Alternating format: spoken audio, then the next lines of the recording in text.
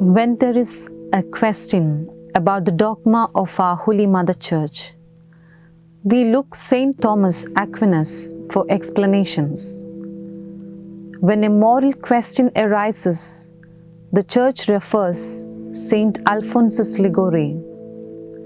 When it comes to the spiritual life, we turn to a great mother, Saint Teresa of Avila. Christ has no body but yours, no hands, no feet on earth but yours. Yours are the eyes with which He looks compassion on this world. Yours are the feet with which He walks to do good. Yours are the hands with which He blesses all the world. These inspirational words by Saint Teresa of Avila convey the high spiritual intent of her life of service as a mystic, a poet, an administrator, a religious reformer, the foundress of 17 convents, the author of 4 books, the first woman doctor of the Church, and deeply a devotional Christian. This 15th century Carmelite is a role model for the modern times. A cornerstone book on mystical theology, Interior Castle, describes the 7 stages of union with God. Teresa said, "The soul is like a castle made out of pure crystal. It has 7 sets of dwelling places that lead one after another from the outside of castle to its very center. At the center is God Almighty. Teresa's plan is to guide the individual in its journey from the outside of the castle to its very center, where God powerfully unites with the soul. The first dwelling place of the interior castle is the outer ring. This stage is termed as distracted. Very little of the glowing light from the king's royal chamber filters out this far. The soul is submerged in the things of the world.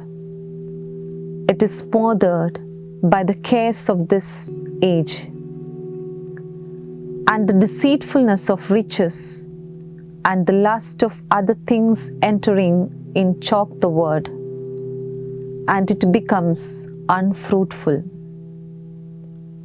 At this stage, the soul is in need of self-knowledge and humility. The second dwelling place of the interior castle is something we call struggling. It had made some progress in meditative prayer and is beginning to change some things in its life to be more like Jesus Christ. In order for the soul in this space to grow closer to God, it needs to be transformed by the renewing of its mind. At this stage, the soul endures trials and even illness. In the third dwelling place of the interior castle, the soul is careful to not sin. It desires to do penances and austerities, and to do them a lot. These souls use time well, practices charity toward their neighbor, and maintain balance in speech and in dress. At this stage, the soul tries to leave all desires and seeks for a new resting place.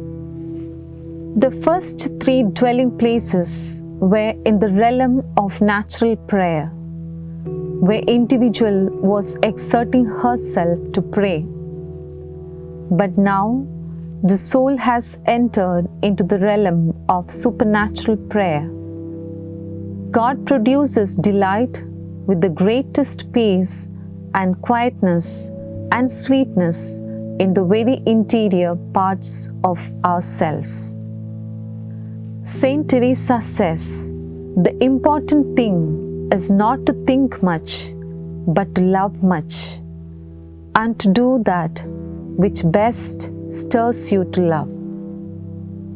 The soul experiences peace and quietness during this stage. We call the fifth dwelling place of the interior castle union. One is experiencing union with God. The soul's faculties have become completely silent. Teresa offered one easy way to check if you are on the right path. The more advanced you are in the love of your neighbor, the more advanced you are in the love of God. In the sixth dwelling place, the soul has never before been so awakened to the things of God. By God's grace, it is essentially free from what some call serious sin. Despite these wondrous experiences, the soul also experiences many trials such as gossip, praise, blame, disapproval, illness, pain, persecution, or even bad advice from a spiritual director. In this stage, the soul waits for mercy and need to be faithful. In the seventh dwelling place, the Holy Trinity is revealed to it. This intellectual vision of the Holy Trinity is ongoing. The soul has become one spirit with the Lord, and it can objectively say, along with St. Paul, that for to me to live is Christ, and to die is gain. The contemplative and the active have become one. It has no fear of death.